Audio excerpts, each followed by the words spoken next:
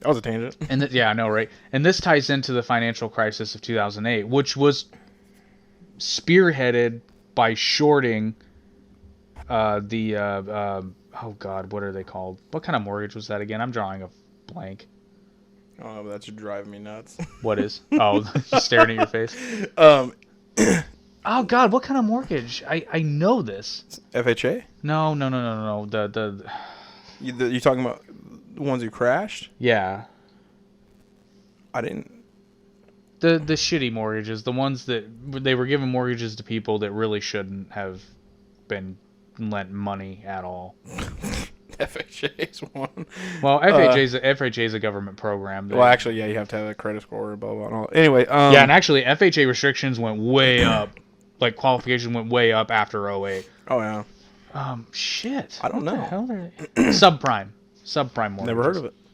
Oh, because they don't exist. Oh, that makes sense. Yeah, no, they don't. This is when like they were in like they're not even kidding. I watched a documentary. This is ages ago about that crash, and they were interviewed. And this was news footage from the time.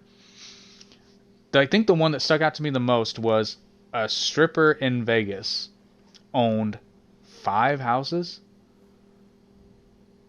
5 houses. Because she was paid. well, no, that's I know it's the because thing. of the Like, mortgage. Because they were giving mortgages to fucking everybody, and these were like obscenely high interest rates. Well, see, but the thing is though, if they were doing that, and me being like someone with half a brain, I would have been renting these houses out and making. They were, but here's the problem. So when you have those kinds of interest rates, and a lot of them were variable rate. Oh, So like you start out good, but then the market fluctuates, and then your interest rate skyrockets, and you can barely afford the payment anyway. that's true. So what are you gonna? And like, let's say you're renting it out. Let's say your mortgage is $500. You can't change the rent if you have a Right. lease. Well, that unless sucks. you might luck out for timing, but like, let's say, and I'm pulling numbers out of my ass, but let's say your mortgage payment is $500, and you're renting the place out. Let's even be generous. Let's say you're in a really good renter market for a landlord, and you're renting it for $800 a month. You're pocketing decent profit every month until your interest rate skyrockets, and now your mortgage payment is $1,000, which you can't even afford that payment without your renter anyway. And the worst part of it is when you get foreclosed on, what happens to your renters? They're screwed. They get kicked out is what happens.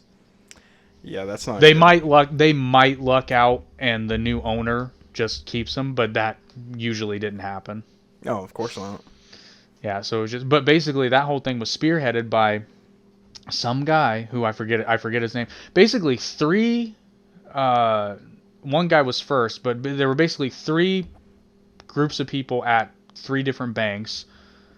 I know one was Deutsche Bank, but anyway, they realized what was going on, and then they started shorting these mortgage-backed securities, which was how they were able to insure these shitty mortgages against default, basically.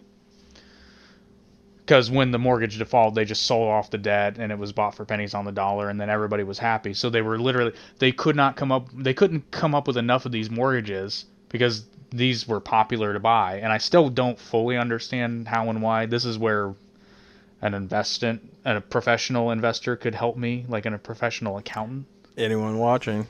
Yeah, feel free to chime in. But they were popular. They were popular to buy for investors, so they were just and plus, I mean, banks make money on mortgages. Oh yeah. Oh Especially, yeah. I mean, Even 3.5%. I mean, if there's an interest rate on it, they're making money. But where was I going with this? Okay, so that's basically what started the collapse of the housing market.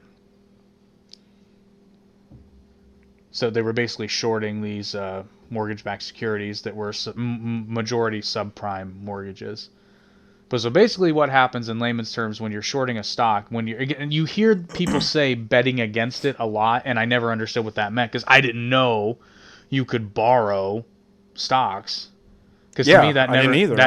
That never made sense to me. I'm like, but aren't you losing money? If you bought the stock, you would be. But what you're doing is you call your broker up and say, hey, GameStop I want to borrow, and we'll use one just for simplicity. I want to borrow a share of GameStop for $10. Your broker says, okay, I'm going to let you borrow it for 30 days. And then they agree on a commission rate, whatever. So I take that GameStop stock at $10 that I have not paid, but it's worth $10. I see it trending up, and let's say it goes to 25.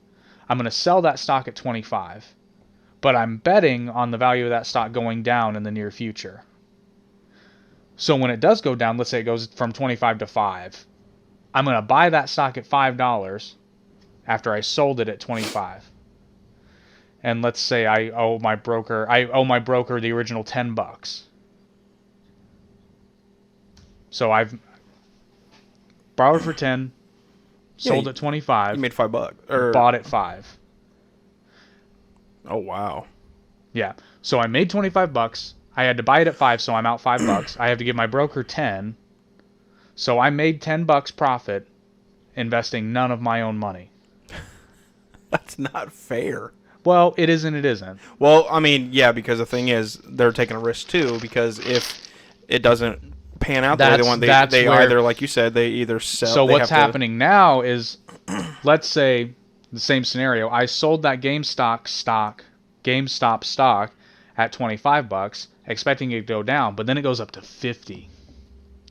And I have a limited. It's not like I can sit and wait because I still owe my broker that stock. Eventually, I'm going to have to purchase it, no matter how much it gets to. Right. So if it goes to 50 and I'm at day 29, on day 30, and now I'm with this situation, the hedge fund guys are really in a pickle because it's like, okay, do I wait the extra day or whatever the term is and hope it goes down, or it might go up even more? Yeah. So I'm either going to for sure lose my ass now, or I might lose more tomorrow. Because either way, I have to give that stock back. Right. So that's where they were really shafting these guys. So, okay, same situation. Day 30, it's at $50. I borrowed it for 10. I owe my broker that $10. On top of 50. So here's the thing. I have to spend $50, and I have to give my broker 10. Well, I have to give my broker that stock back plus the 10. So I don't give my broker $10. I give him $50. And that's for one stock. And again, this example is ridiculous. Exactly, but the thing is, GameStop is definitely a prime example of what you're talking about, and that really stuck into the hedge fund. Way more than that. Oof.